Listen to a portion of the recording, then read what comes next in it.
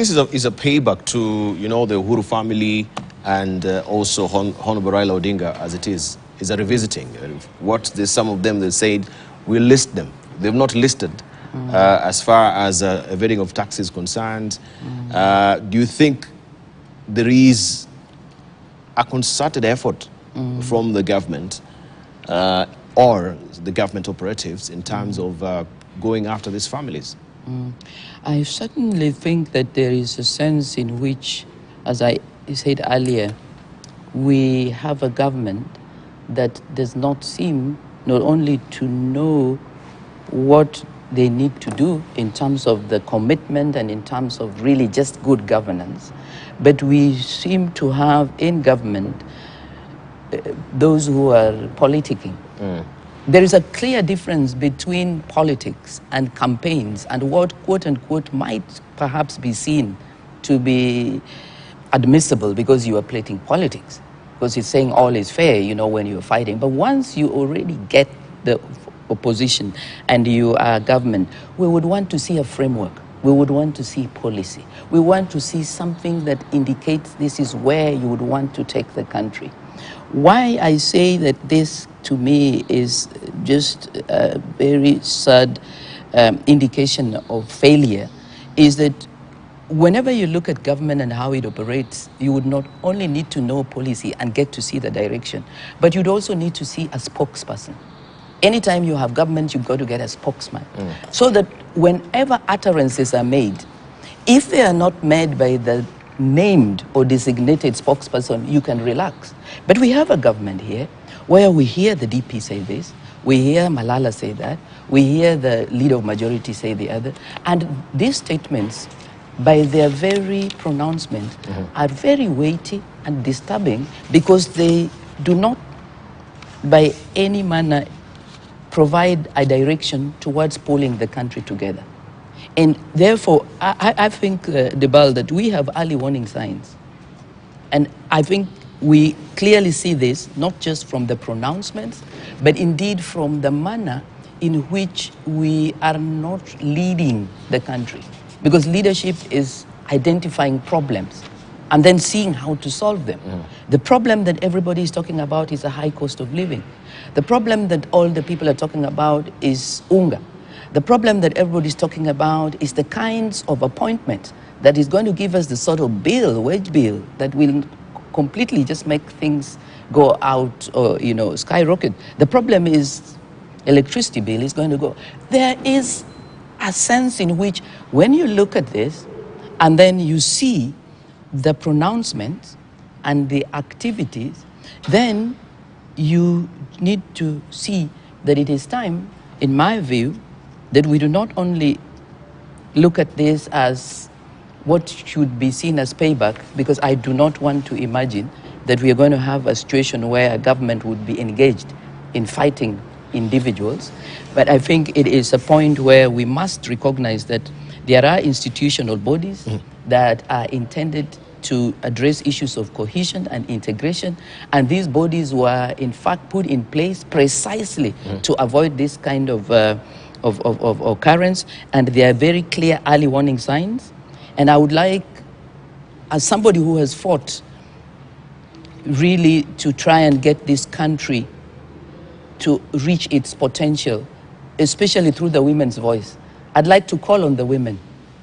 Because when you watch that scene, yes, you might have seen some women there, but I don't think that there are many. One of the things that we must learn is that when we get to the point where the institutions do not seem to function, then we now need not only to go back to the civil society and bodies that are organized, but we need to get those who do not want to see this country burn to speak.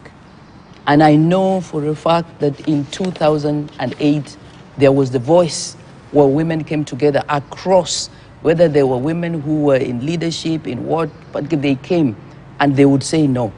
And they would need to approach government and the leaders from opposition, the leaders from government, and say this is really something that we are not going to sit back and watch. Because I have seen that religious bodies have come, at least the Catholic KCCB came up with some statement, and I know there were appeals. But my challenge is that we find that there is a sense in which the politicking had sort of placed the church in a way that looks like they might not necessarily be neutral. What we need now, Debal, is as much as possible to allow the demonstrations which are peaceful to be an expression of the frustration of the people of Kenya. I specifically want to challenge. I know there are women who are watching me and who are listening, because I have been, to Liberia, I have been to Sierra Leone, we have been in terms of what we were looking at, seeing how when the country seems to be under such threat, before it spirals, then we need to call for the voice of reason, and we need to hold and call to account the majority leader.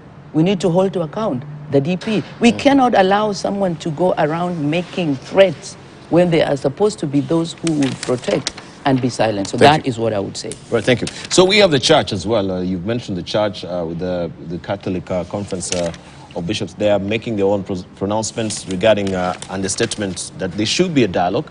But also yesterday we have another segment of the church that came to the fore and said, this call for dialogue is uncalled for because it is retrogressive, to the democratic rights enshrined in our constitution. We've moved forward, and a person who has won, the election cannot be shoehorned to have a conversation with the person who has lost election for them to have or form a government.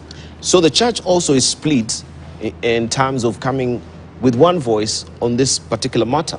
That dialogue is off the table. So if dialogue is off the table, no talks are called, at all, then what is the prime solution that can actually break this stalemate? Just before the Honorable Dr. Nikal comes in, I was not talking about dialogue. I'm not calling women to come and say that there will be dialogue. I'm calling women to come and do what they would do even if it was their homestead. If you are in the homestead and you're in the house and there is clearly the head of the house or the person who is supposed to protect has become the one that now is fanning the fire, then you would say no, you hold them to account. You say this cannot be done. I believe that where we are right now in this country, precisely because of the kind of pronouncements that have come even from a lot of the spokespeople from the government side, if you were to talk about dialogue, there is a way that they would see that this, in fact, is what it is that you are looking for. They would not see the cost of living. They have completely turned their blind eye to the manner in which we have over the years had challenges with how it is that the body that is charged with dealing with elections needs to be seen to be above board. They don't seem to respect that whenever you are in a democracy, you need to celebrate and nurture different political parties. Debal, we have fought in this country to move from the one-party rule where you had the knife, you have a yam, and unless you cut it, nobody can eat. We have come from the point where you needed to go and bend and go down on your knees and say, can I now get development? It is shocking that we would get to a point where you have elected leaders who then believe that there is a way that you need to go to a particular place or person to get development. So I'm not talking about dialogue. I think dialogue is what it is that this cohesion body needed to have been thinking about. Dialogue in a context where the very people that you would want to talk do not in themselves recognize their responsibility is a challenge. So I would like the women in Kenya to hold to account because they can. Right now we have the mass, the people who are coming in because of their sovereign power in the constitution, but I know, Debal, because this is how I have come up in leadership, that women do all over the world but have a responsibility. We've had pockets of women actually coming to the fore and speaking in disregard of the demonstrations as well. I think women in business that we saw yesterday making also their own statement to the latest development. But still, let me come to Nikal with the same question before we take a short break. And then if maybe you can allow me to take, because I can see we're due for a station break, then we circle back with you. That's okay. Yeah, for the variegated voices that is coming from the church. Some are for dialogue, others are not for dialogue. So what solution do we have on the table if we know we can run to church in times of like this that we take refuge in the church and to just get a voice of reason as well from them. We take a short break right now. You're watching Siasa Fiesta. When we circle back, we'll continue with more. Don't go away. God seems to agree.